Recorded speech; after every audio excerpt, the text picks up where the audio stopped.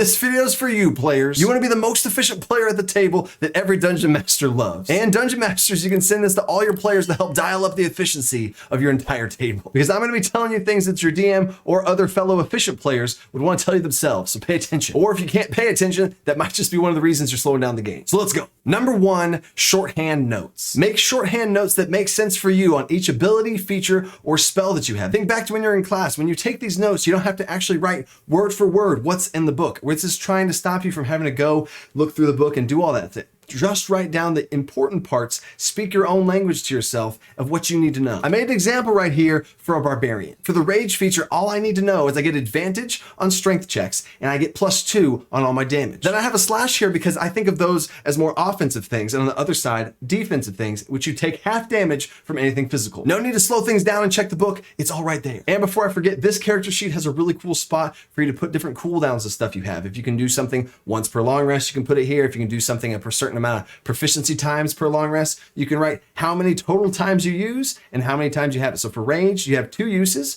and you have 2 currently. So as soon as you spend a rage, you would erase that 2 right there and put a 1. Helps you keep track of how many stuff you have. You can also write this thing down on your character sheet in the spot that says rage, but in this character sheet, and I'll link it down in the description, you can go grab it for yourself. It's my favorite character sheet, but it helps you track what your cooldowns are. I also wrote down unarmored defense as one of my features, but I don't want to put it here. Up next to my armor class, I have the actual formula to remind myself. Then the rest is real simple. Reckless attack, I have advantage on attacks, but, little slash, enemies also get advantage on me. Then for danger sense, I have advantage on dex saves that I don't see. Again, this is what makes sense for me, but it's going to be different for you. The layout might be different for you. Maybe use highlighters, maybe use shorthand abbreviations for whatever makes sense to you. The efficiency doesn't stop there because you can go to your attacks as well. As an example for the barbarian, I have a great axe attack, which shows the +6, and it has my 1d12 plus, let's just say they have a strength of 4. But if I'm currently raging so that I don't forget, and I have to, oh wait, I forgot, and then that slows down the game too when you forget stuff like that.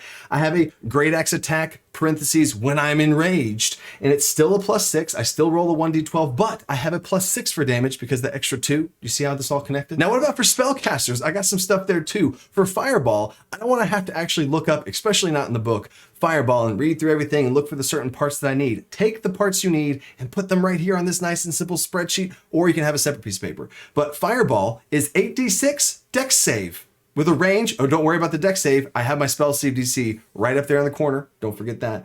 The range is 150 and the radius is 20 feet. Everything I need for Fireball is right there. Now, what about a more complicated spell like Blink? The entire paragraph that is the Blink spell is now condensed down into 3 lines. Blink, 1 minute.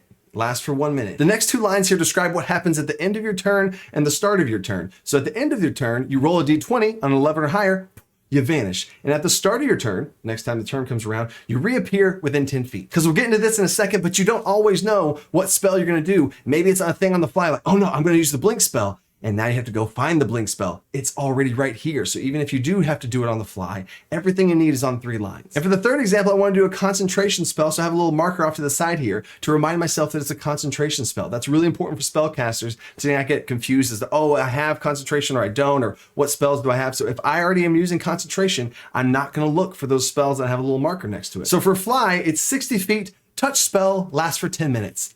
Done. How efficient is that? Number 2 is a cheat sheet. Now, I'm not talking about a sheet of how you can cheat in the game. That's a whole different kind of player there. I'm talking about a cheat sheet of a reminder of what you can do in combat separated by action, bonus action, and reaction. This might be my favorite tip here, and I personally have helped many players create this thing themselves because this is not something especially new players are going to know how to do. I had a Hexblade Warlock who was a first-time player. She was an outside-the-box thinker, always wanted to do next-level stuff, but then sometimes whenever things didn't work out or she had to change middle combat on the fly, she didn't really know what she could do. And then Hexblade Warlocks have a lot of different things that are actions, bonus actions, reactions. So I made her this. This is literally the sheet that we made together. She has some notes on the side here, but this is the main thing. For an action, she had Green Flame Blade, which I put in parentheses, bounce attack. And I also put in a box that said not a spell, so she could remember you can only cast 1 spell per round. Then you got Armor of Agathys and False Life, both with the little reminders like I just talked about of different things so you don't have to go look it up in your book every time. For a bonus action, she had Wrathful Smite, Shadow Guardian, which is actually a homebrew reflavor flavoring of Shield of Faith. You give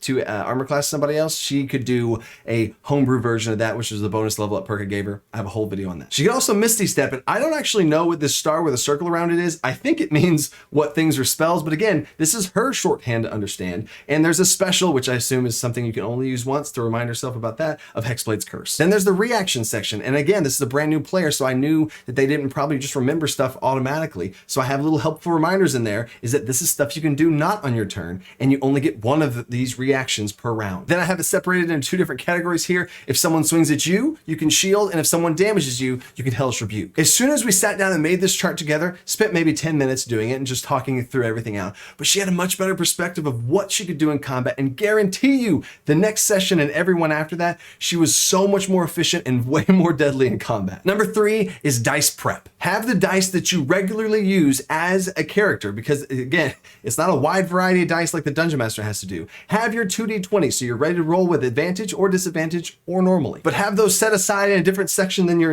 entire dice pool or wherever they sit in your tray. Have them set up somewhere differently, on top of your character sheet, right in front of you, wherever. Also have your weapon dice, whatever your weapon is that you would use a lot, especially if you're a martial character, have that weapon die ready to go. Especially if you're a paladin with smites, have your smite pool ready to go. I've seen some pretty organized players with their smite pool and different little markers that they use. Whatever you need to stay organized and have the most things you use most often ready at your disposal. That's a super simple tip to keep everything organized, which leads me right into tip number 4, is to use different tools to help you stay organized. As far as technology goes, I have 2 different videos about Android and iOS and what apps are good there. A lot of those are mainly for Dungeon Masters, but the apps that especially for spellcasters is there's a D&D Spells 5e app that is a lifesaver. This video is not sponsored in any way, but this app lets you set up your own character, go through the spells, select which spells you have, put them on your spell list, and on the fly, you can just have this thing open and tap the spell to be able to get access to the entire full version of the spell. Assuming my first tip there with the little shorthand cheat sheet,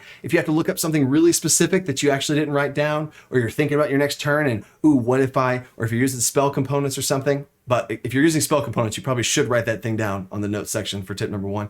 But either way, this is quick, full access to the entire spell. There's also a ton of physical tools out there to help you manage your spell slots. One of my most efficient players had this little wooden thing of magnets and these small little metal balls that they would move around to track their spell slots. But I rarely get to be a player, so I haven't invested in any of these types of things for myself. I just use good old pencil and paper. Time out. If you like all these tips and you want even more content, or just want to help support what I do here, then think about checking out my Patreon. I have a ton of rewards from my patrons, like voting on what videos to make, tons of homebrew content that you can dive through, and monthly D&D PDFs called DC Playbooks that I release every single month with 30+ pages of professional content that you're not going to find anywhere else. I really appreciate the growing level of support, which helps me create even more resources and help people customize their D&D games and take them to the next level. Okay, back to it. Number 5. Know your stuff. I might get a little ranty here, but listen up. This might be the biggest thing to help you be more efficient for not just you, but your entire table, and they'll appreciate it. You have one character to control in combat, so know what it does. The DM has a ton of stuff to keep track of, and I'm not trying to compare you to the DM. I know you didn't sign up to be a DM. They chose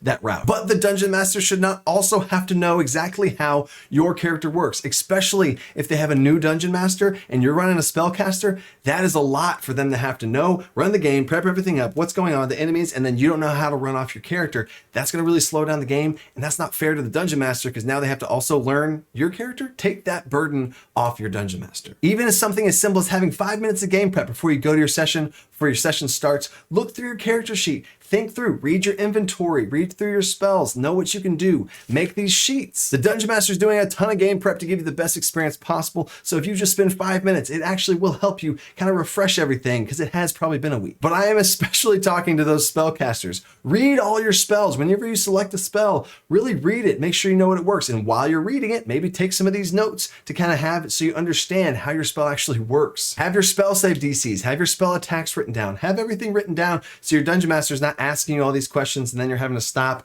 and look at it all up. So when you say you cast Fireball, you should know that it's a dex save so you can tell the Dungeon Master to make them rolls. But this also applies to martials. You should know your attack modifier. Burn that thing into your mind. It's the thing you add to almost all the stuff you do. One player I've had before literally wrote it on the back of their hand before the session so they really knew what their modifier was every attack roll they make. But They were really efficient. Number 6 is plan your turns. Think about what you want to do before your turn comes. I know this sounds like should be an obvious thing, but a lot of times people just sit back and they're watching and it comes to them out of nowhere. They didn't even know their turn was coming up. Don't be that player. Pay attention to who goes before you, just in case. I did a whole video on Dungeon Masters, so Dungeon Masters should go check that out, where Dungeon Masters should give players a heads up whenever their turn's coming. But if your Dungeon Master's not doing that, be efficient for your own self for the sake of the table and know, okay, I'm going after the Paladin. Okay, ooh, it's the Paladin's turn. Okay, here we go. Next level tip here is to have a plan A and a plan B. What if the thing that I have in mind that, oh, this is gonna happen, then this, and it leads to this. What if one of those chains gets broken? Because we all know that it's probably going to. Have a plan B prepared just in case that perfect scenario doesn't unfold. This is good for players who want to be efficient and make next level plays to make the biggest plays possible, because you all know that feels so good to do. Not locking in your moves to where you see that, okay, I'm going to do this. This is the best thing to do. That's plan A. And if you lock it in and that, and then you're fine, sure, that's great. At least you're ready for the next. But if you want to go next level, keep thinking of other things. Have a plan B, C, have other things that could possibly happen so that maybe through the process of staying engaged and thinking of what's happening, watching it unfold, you might think of something to do because you're so invested that you would have never thought of if you just thought of the first thing that popped in your mind, locked it in, and waited. Now that you're a fast, efficient, and next level player, send this video out there to the rest of your group and get everyone on the same page. Get all the players in your group together. Watch this video so you can overthrow your Dungeon Master. But really, your investment at being a focused and efficient player is going to also inspire other players at the table to do the same thing. Set that example for your group and everyone will be better off. But really, if you like this type of video and you want to see more player videos from me, hit the like button, subscribe. Let me know in the comment section down below what other type of player tips you want to see, whether you're a Dungeon Master that has certain player problems you want me to make a video on so you can send it to, or you're a player that just has some sort of clunky things that you want to make more efficient. So until next time, stay creative, think outside that box. Peace.